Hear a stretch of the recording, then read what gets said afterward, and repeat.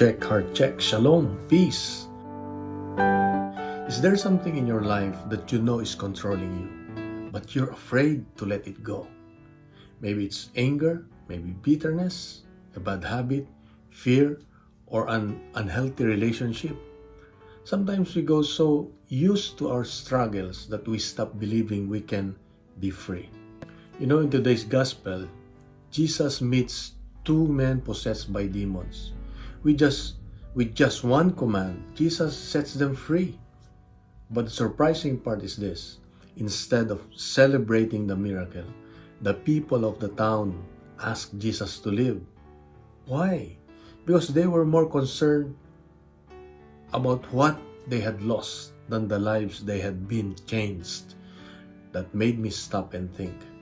Sometimes we become so attached to our comfort that we resist to change God wants to bring. Maybe Jesus is asking you today, what do you need to let go of so I can set you free? Holding on to resentment won't heal your heart. Holding on to fear won't change your future. Holding on to sin won't give you peace.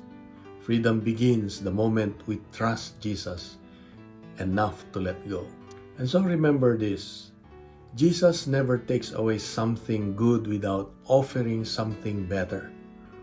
Don't be afraid to let Him change your life. The freedom you've been praying for may begin with one decision to trust Him. So let us pray. Lord Jesus, you know what is holding me back.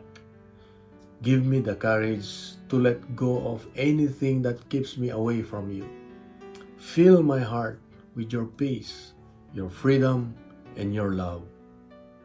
Amen. In the name of the Father, and of the Son, and of the Holy Spirit. Amen.